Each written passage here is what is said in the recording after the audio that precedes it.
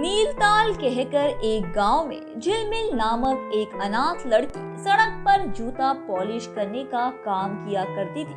उसका इस दुनिया में कोई नहीं था, इसीलिए वो एक झोपड़ी में रहकर अपना गुजारा करती थी। अमीर आदमी, ए लड़की अंधी है क्या? सही से पॉलिश करना मेरे बूट को। इस तरह पॉलिश करके अंधेरे में भी चमकने चाहिए, समझी तू? झिलमिल, जी जी साहब करती हूँ। झिलमिल उस कोट वाले साहब के जूते पॉलिश करती है, लेकिन वो अमीर आदमी उसे सही से पैसे नहीं देता।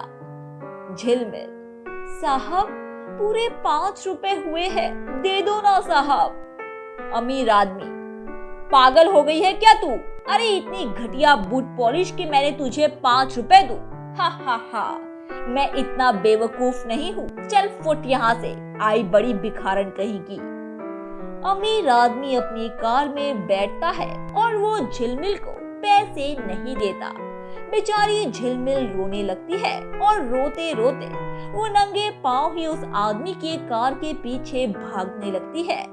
झिलमिल, रुक जाइए साहब, रुक जाइए ना साहब, साहब मेरे पैसे दीजिए, मेरी मेहनत के पैसे मुझे दे दीजिए ना साहब, साहब। भागते भागते बेचारी झिलमिल नीचे गिर जाती है और उसके घुटने पर गहरी चोट लगती है और बहुत खून भी बहने लगता है। झिलमिल, आ मेरे पैर, माँ मुझे बहुत दर्द हो रहा है माँ। शायद उस अमीर आदमी के लिए वो 5 रुपए कुछ नहीं थे, लेकिन झिलमिल के लिए बहुत कीमती थे। झिलमिल तपती धूप में रोजाना सड़क पर बैठकर लोगों के जूते पॉलिश करती है। जब झिलमिल रो रही होती है, तभी वहाँ पर एक औरत आती है और वह उसे रुमाल और चॉकलेट देती है। उस औरत का नाम बरखा होता है। बरखा, ये लो बेटा, ये रुमाल लो और रोना बंद करो और ये चॉकलेट खाओ। मैं तुम्हें डॉक्टर के पास ले जाऊंगी, तुम चिंता मत करो।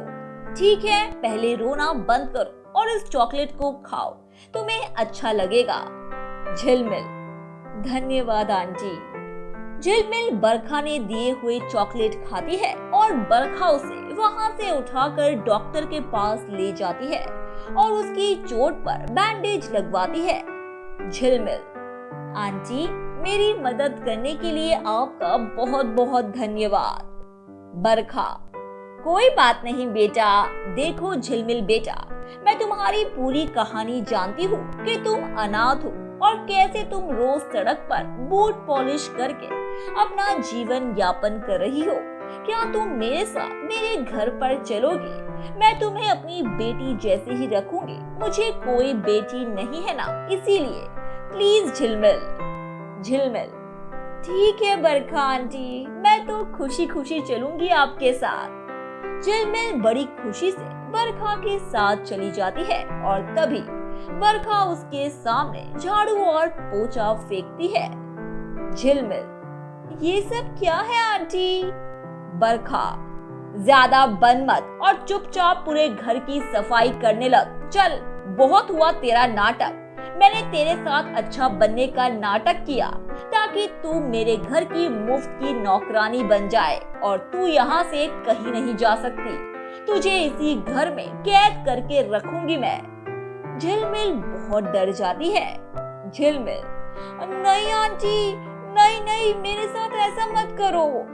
बरखा झिलमिल को झाड़ू से मारती है और उससे मुफ्त में अपने पूरे घर की सफाई कराती है और खाना भी बनवाती है।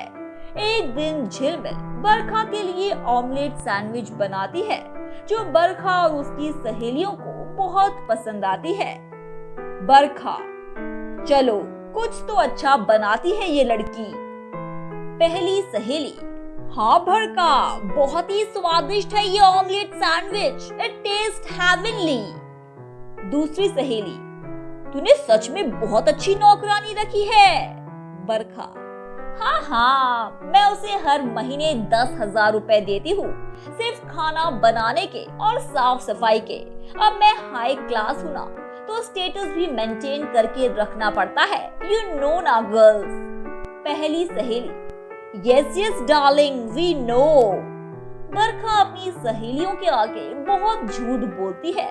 दिन ब दिन बरखा झिलमिल पर खूब अत्याचार करने लगती है, जिसके खौफ से एक दिन रात में झिलमिल बरखा के घर के पीछे की खिड़की से भाग जाती है और भागते भागते वो नील ताल से दूसरे गांव में आ जाती है, जहां पर उसे बूढ़े नानकू काका मिलते हैं। नानकू काका झिलमिल के दादाजी के दोस्त थे और उनका एक पोल्ट्री फार्म था, जहां उन्होंने बहुत सारी मुर्गियों को पाल कर रखा था। वह उनसे एक मदद मांगती है। झिलमिल, नानकू काका, मैं आपसे कोई और मदद नहीं मांगूंगी, लेकिन बस एक मदद मांगूंगी।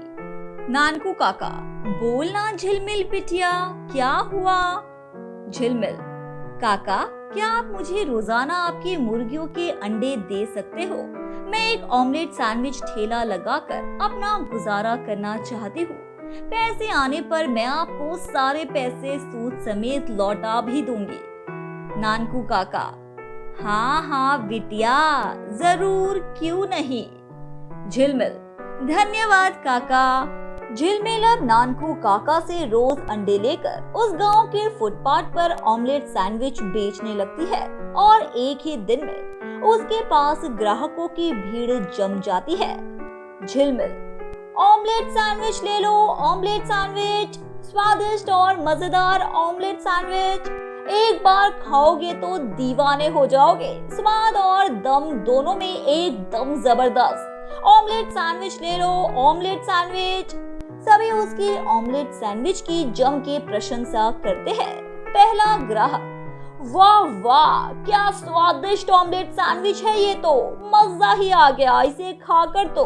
दूसरा ग्राहक, हाँ यार बिंदु, ये तो एकदम सॉलिड है, मुझे और दो ऑमलेट सैंडविच दे दो।